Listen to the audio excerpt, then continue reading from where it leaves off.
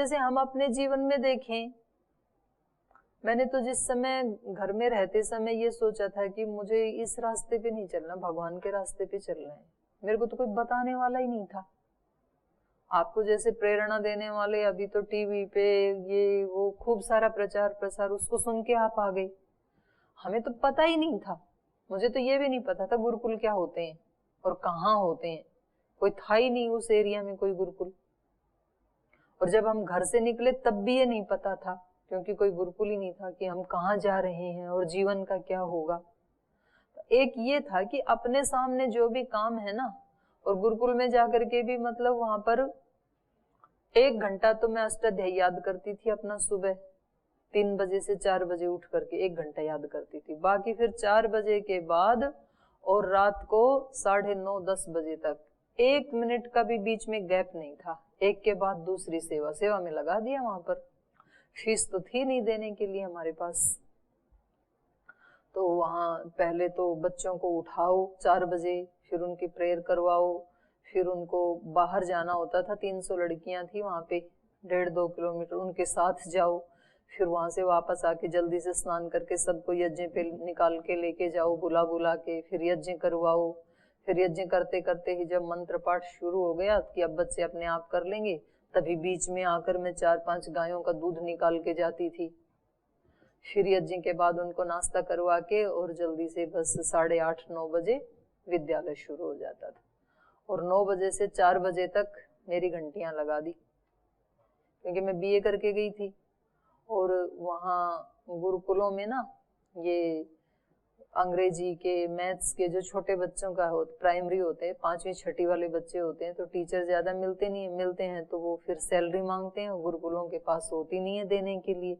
तो उनको फ्री में एक अध्यापिका मिल गई मैं, तो मैं 4 बजे तक पढ़ाती थी। फिर 4 बजे फिर से विद्यालय बंद होते ही, और फिर शाम 5 बजे यज्ञ होता था। तो फिर उसकी तैयारी, वो वेद पाठ होता था उस समय 2-2 घंटे वहां पे। फिर शाम को संध्या, फिर बच्चों को भोजन करवाना, फिर उनका होमवर्क करते समय उनके पास बैठना, नहीं तो इधर उधर चले जाएंगे, आपके जैसे ही हैं। उनको श्लोक उच्चारण करवाना। 9:30 बज जाते थे। मेरे को अपने लिए कोई टाइम नहीं था, लेकिन मेरे को ये लगता था भगवान ने जहां मेरे को लगा दिया, मेरे को पूरी ईमानदारी से करना है। तो बहुत सारे वो जो 15-20 साल का जीवन रहा, उसमें बहुत सारे अप डाउन्स आए। फिर उसके बाद उधर गए कर्नाटक जो पढ़ने के लिए, क्योंकि यहाँ तो गुरुजी ने देखा कि अष्टाध्यायी तो याद होगी, प्रथमावृत्ति शुरू हो गई थी, लेकिन वहां शिक्षा का माहौल ज्यादा था नहीं। तो फिर उधर दक्षिण में बेंगलोर के पास शांति धाम गुरुकुल में गुरुजी लेकर के गई, वहां हमने ही शुरू किया था। अब वहां टाइम तो मिल गया, लेकिन वहां संसाधन नहीं है। जंगल में ऐसे ही, और हाथी शेर सब डोले ऐसे ही खुले। फिर वो फेंस लगाई बिजली वाली, और उसके लिए भी सुबह सुबह 2-3 किलोमीटर जंगल में जाना होता था। और गुरुजी ने कहा कि आप लोग, मेरे बाल थोड़े लंबे थे, अभी भी हैं, तो गुरुजी ने कहा कि ये काट दो, इसको कंघी करने में, धोने में टाइम वेस्ट होता है। तो पूरे कर दिया, मुंडन कर दिया, छुट्टी। और कपड़े 3-4 जोड़ी तो थे ही कम से कम, तो गुरुजी ने केवल 2 जोड़ी छोड़ के बाकी छीन के वहां की जो जंगल में वो रहने वाले कबीले थे उनको दिलवा दिए। बोले 2 ही रखो बस। तो ठीक है ना, अलमारी में रखने की जरूरत, वो उतार के पहन लिया। और उसको ऐसे पानी में डुबो के सुखा देते थे। साबुन आदि कभी 8-10 दिन में एक बार भले ही थोड़ा वो वॉशिंग पाउडर डाल दें, नहीं तो ऐसे पानी में डाल के। वॉशरूम नहीं है, तो बोरवेल पे एक चलाता था और एक नहा लेता था, फिर दूसरा चला के दूसरा नहा लेता था। तो 3-4 स्टूडेंट थे। वो श्रद्धा थी मेरे साथ, वो छोटी बच्ची थी, उसका भी मुझे करना होता था। तो ऐसे बचा बचा के हमने किया। पर हमें ये नहीं लगता था कि हम घर से निकले, घर में माता पिता के ऐसे अरमान थे कि अभी इनकी बीए हो गई, और मेरे भैया ने उस जमाने में एमए इंग्लिश और बीएड किया था, और मेरे से 8-9 साल बड़े हैं, वो प्रिंसिपल हैं अभी। तो उनको ये लगता था कि मैं अपनी छोटी बहन को अपने बराबर पढ़ा के और इसको भी लेक्चरर बनाऊंगा। मैं परिवार में छोटी थी, तो ऐसे मुझे नहीं लगा कि कहाँ तो उधर का जीवन था, इतनी चीजें मिलती, कहाँ यहाँ जंगल में बोरवेल चला के नहा रहे हैं, काक स्नान कर रहे हैं। और मतलब जब तक गुरुजी ने पढ़ाया वहां पे तब तक खाना नहीं खिलाया हमें, खिचड़ी बनाते थे बस, वो भी एक बार दोपहर में। उसमें दाल चावल राजमा छोला जो भी डालना है उसमें डाल दो।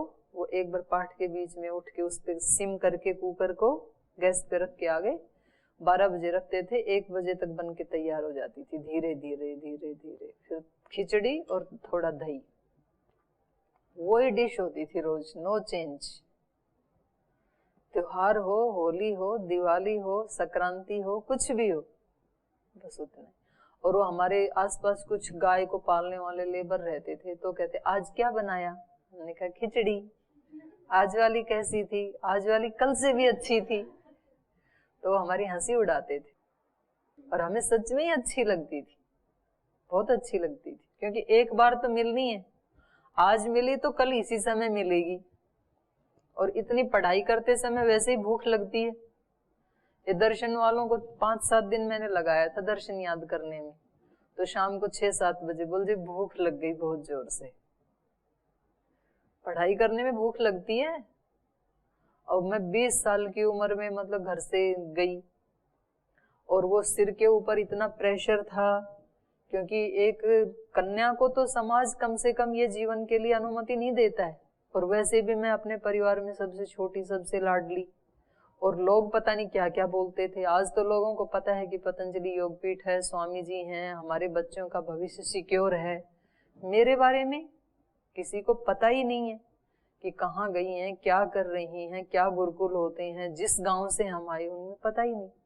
तो वो मेरे को बताते रहते थे, वो लोग ऐसे कह रहे हैं, वो ऐसे कह रहे हैं। तो दिमाग के ऊपर वो वाला प्रेशर, सारे रिश्तेदार कुछ उल्टा सीधा, अड़ोसी पड़ोसी गांव वाले जो भी जानते थे।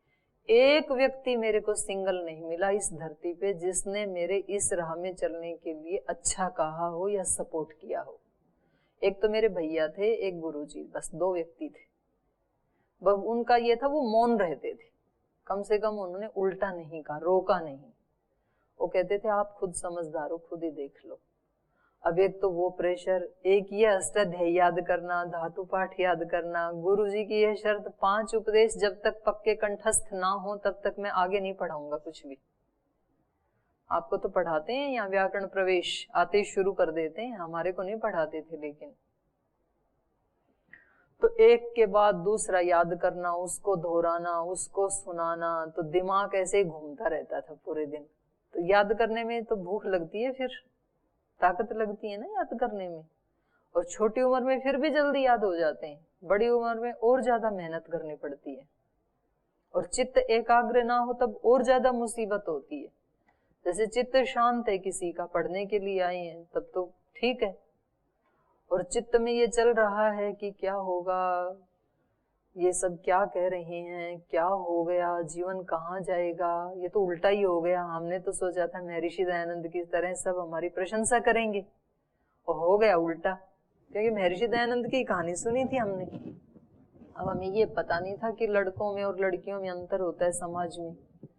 किसी का लड़का चला जाए तो कहेंगे महर्षि दयानंद की तरह चला गया, और किसी की लड़की चली जाए तो बोले पता नहीं कहाँ भाग गई होगी। तो समाज तो ऐसा ही है ना। तो उन सब को, लेकिन जिसके मन में ये है, हमने ये सोच लिया था कि जो भगवान जो काम दे रहा है, जहां रख रहा है, जैसी भी परिस्थिति में रख रहा है, पर मेरे अंदर लक्ष्य मेरा एक ही है।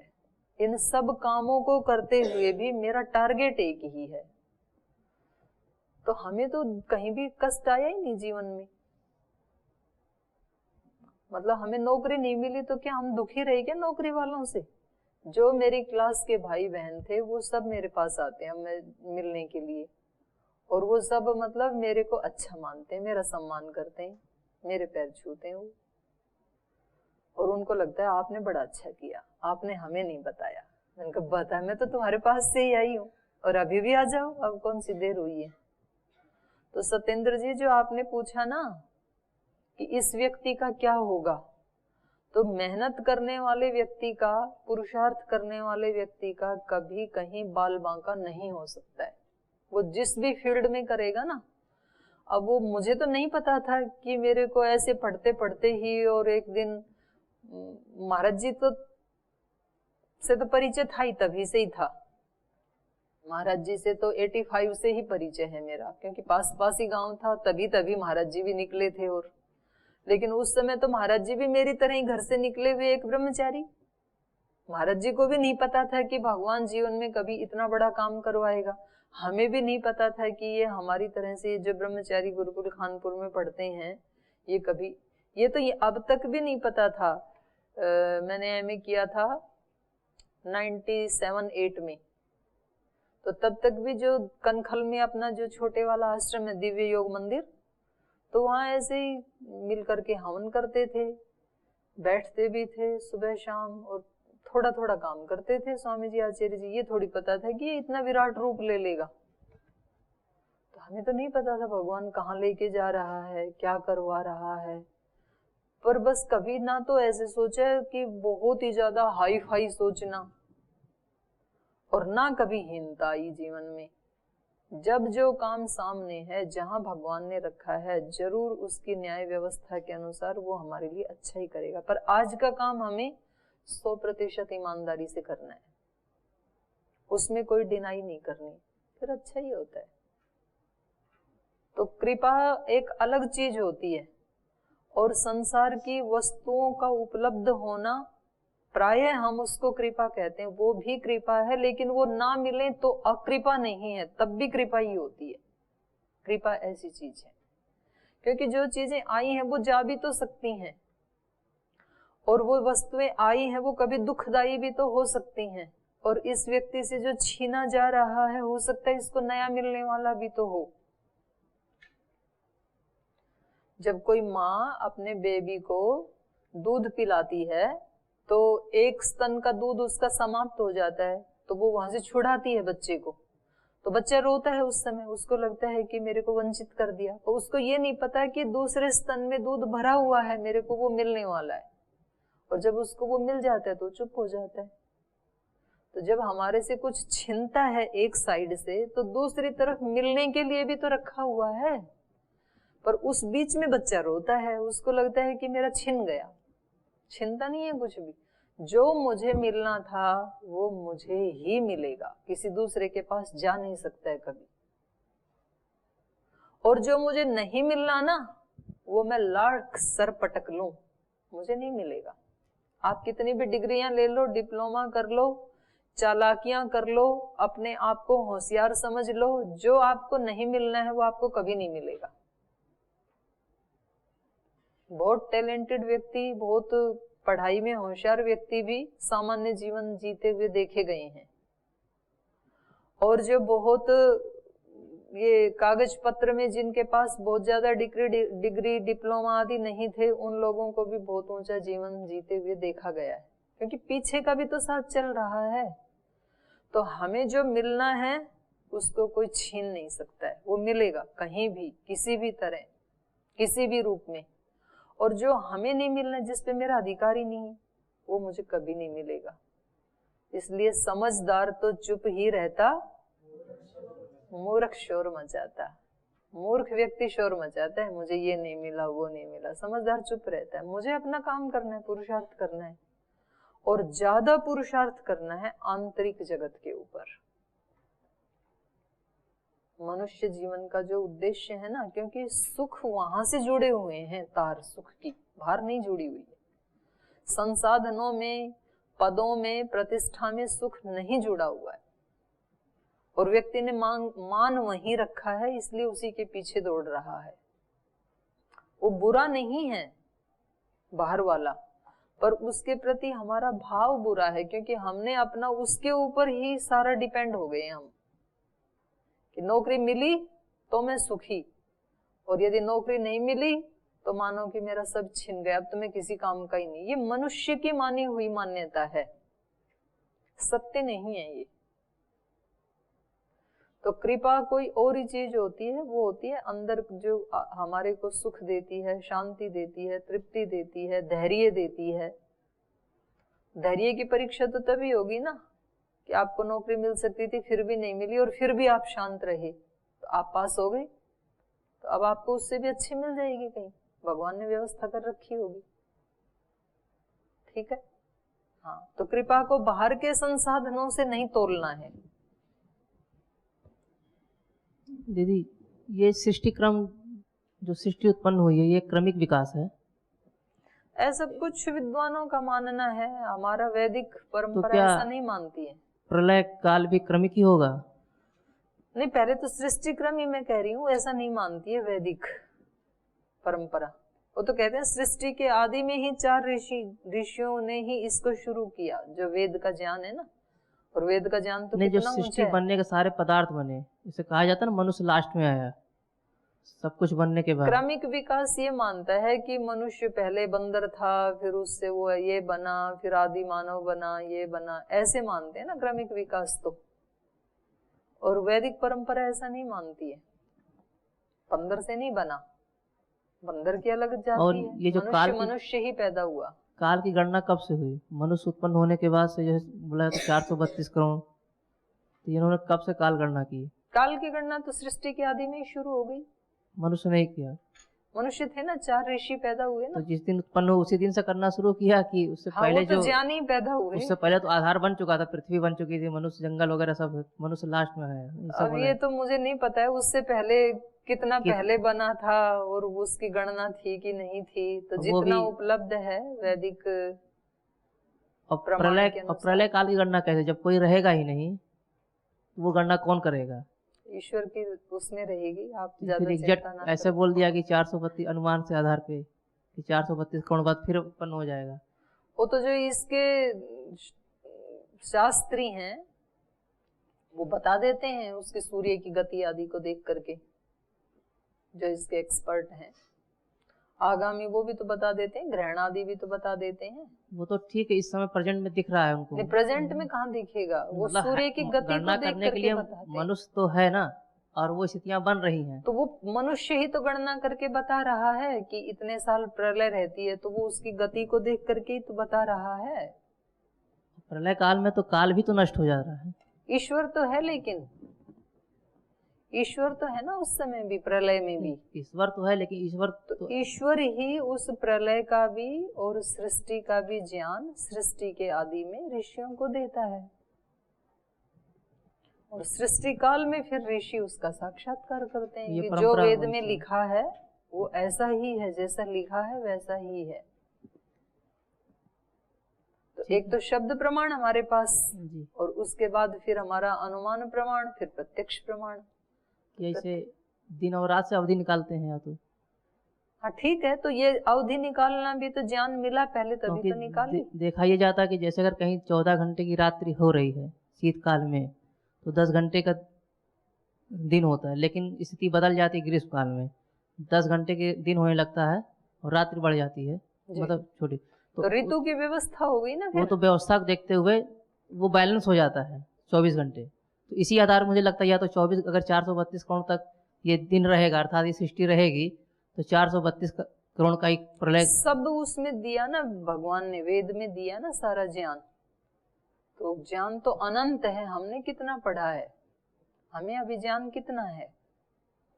थोड़ा भी नहीं, शुरुआत ही नहीं हुई हमारी तो प्रवेश ही नहीं हुआ अभी।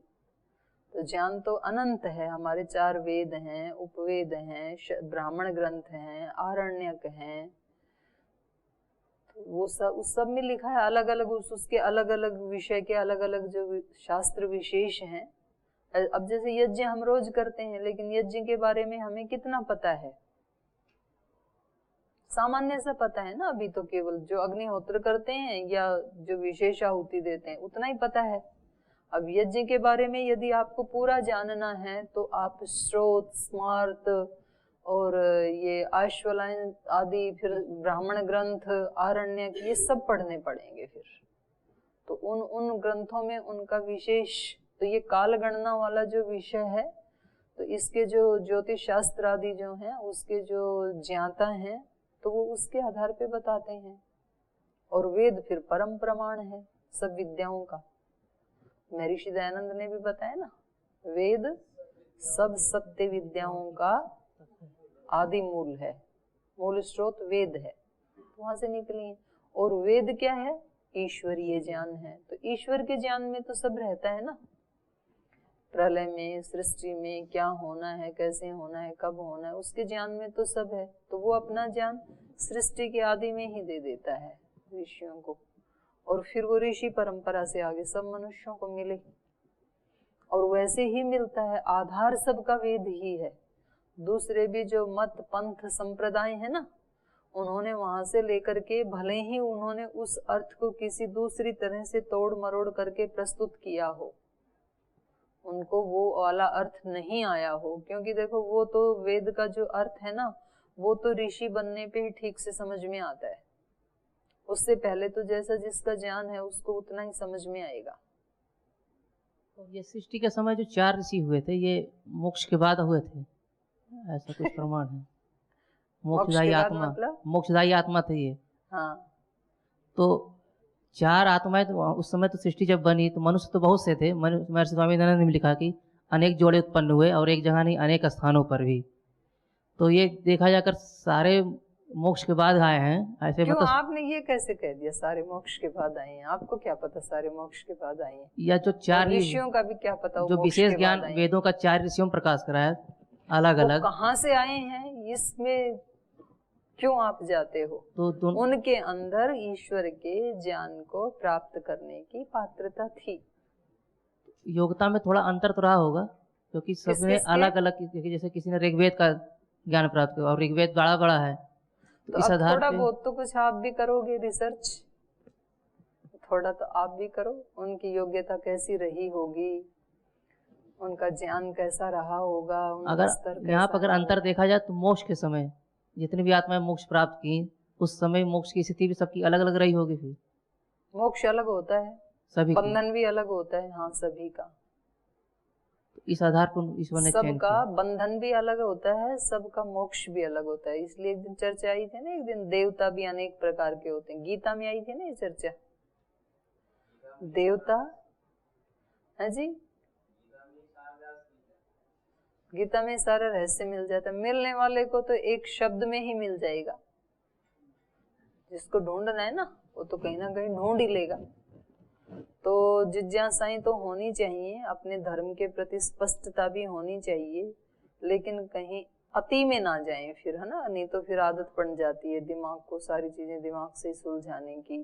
तो ज्ञान तो होना चाहिए अपनी संस्कृति का, तो जानने से ही, पूछने से ही आता है ज्ञान। तो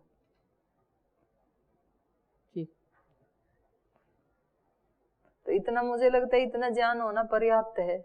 और फिर अपने पास वेद है ही, मान लो कहीं अपनी गाड़ी रुक गई तो उसको धक्का लगाने के लिए वेद तो है ही उपलब्ध अपने पास। पर कहीं कई बार क्या होता है कि 5 वर्ष के बाद क्या करना है उसकी योजना में कहीं आज का दिन खराब ना हो जाए, ऐसे हो जाता है ना। तो आज वाला कार्य बाधित नहीं होना चाहिए। तो मेरे को 1 साल के बाद जो मेरी एमए की कक्षा है इसमें मेरे को गोल्ड मेडलिस्ट बनना है, गोल्ड मेडल लेना है मेरे को।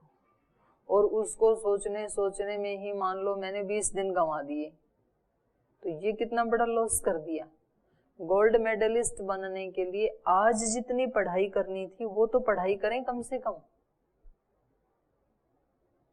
तो वो जरूर कर। ये ध्यान बैलेंस बना के रखना है, लक्ष्य भी सामने होना चाहिए। अगर कल के लिए कोई लक्ष्य नहीं है और आप आज ऐसे ही लगे हुए हैं तो भी फिर आपकी ये एक उसमें नहीं जाएगी एनर्जी, एक ट्रैक पे नहीं चढ़ेगी। लक्ष्य जरूर होना चाहिए, पर लक्ष्य को निर्धारण करके फिर आज कितना करना है वो जरूर आज होना चाहिए, कहीं वो मिस ना हो जाए। तो दोनों का बैलेंस हमें बना के चलना है। दोषों का तो नाश करना है, मोक्ष को तो प्राप्त करना है, दुखों का अंत करना है। लेकिन उन दुखों का अंत करने के लिए आज किन किन दुखों का अंत करना है, आज क्या क्या त्याग करना है, आज क्या क्या अपनाना है, आज क्या क्या छोड़ना है, तो वो भी ब्यौरा जरूर होना चाहिए। नहीं तो प्रतिदिन जब हम अभ्यास नहीं करते हैं ना तो फिर हम ज्यादा योजनाओं में उलझ जाते हैं। और फिर होता ये है कि 8-10 साल के बाद भी फिर जीवन वैसे ही वैसे ही दिखता है, फिर वही चर्चाएं होती रहती हैं। और जो चल पड़ते हैं वो फिर बस थोड़ा 10 कदम आगे का देखते हैं, आगे बोले जब चलेंगे तब दिख जाएगा जंगल में। चलते रहे ना हम तो रास्ता आगे वाला तो अपने आप ही हमारे सामने आ जाएगा। और हम रास्ते के बारे में ही सोचते गए, रामेश्वरम कैसे जाएंगे, वे तो चल तो सही पतंजलि योगपीठ से, तो यहाँ से चलेगा तो रुड़की आएगी, मुजफ्फरनगर आएगा, फिर मेरठ आएगा, दिल्ली आएगी, फिर जाते जाओगे तो रास्ता अपने आप आगे आता चला जाएगा। चलना शुरू करो। लेकिन तो हमें अपने कहाँ हमारे दोष हैं, कहाँ हमारी गुण हैं, हमारी विशेषताएं क्या हैं, तो उनका दोनों का बैलेंस बना करके और फिर हमें आगे यात्रा बढ़ानी चाहिए। ठीक है। तो आज का पाठ जो आपने प्रश्न पूछे हैं, सारा समय प्रश्न में गए, लेकिन ये प्रश्न व्यर्थ नहीं होने चाहिए। मतलब हमारा प्रश्न उत्तर से भी जो हम जिज्ञासा करते हैं और जो हमें प्राप्त होता है, उपलब्ध होता है, वो केवल बोलने और सुनने के लिए नहीं होना चाहिए। फिर वो हमारे आचरण में आना चाहिए। एक बार हमने कोई चीज समझ ली तो फिर दोबारा उससे उल्टा कभी जीवन में सामने आना नहीं चाहिए। तो इसके ऊपर फिर आप और थोड़ा चिंतन करके आए, क्योंकि आज का तो टाइम हो गया है, तभी कक्षा को विराम देना पड़ेगा। इसके ऊपर जो नित्य शुद्ध बुद्ध मुक्त स्वभाव वाला आत्मा है, उसका भी प्रकृति के साथ योग कैसे होता है, उसके चाहने से ही होता है। ऐसे ही आकर के प्रकृति नहीं किसी को भी चिपक जाती है। संयोग विशेष मतलब सामान्य संयोग तो सबके साथ है, और सामान्य संयोग हमें बांधता भी नहीं है, क्योंकि सामान्य संयोग यदि बांधने लगे तो वो तो मोक्ष और प्रलय में भी साथ रहता ही है। संयोग विशेष ही हमें बांधता है। और वो संयोग विशेष हम कैसे करते हैं, क्यों करते हैं, ये आप एक बार इसमें पढ़ के भी आए सूत्र को। तो शेष चर्चा फिर कल करेंगे, कल के पाठ में।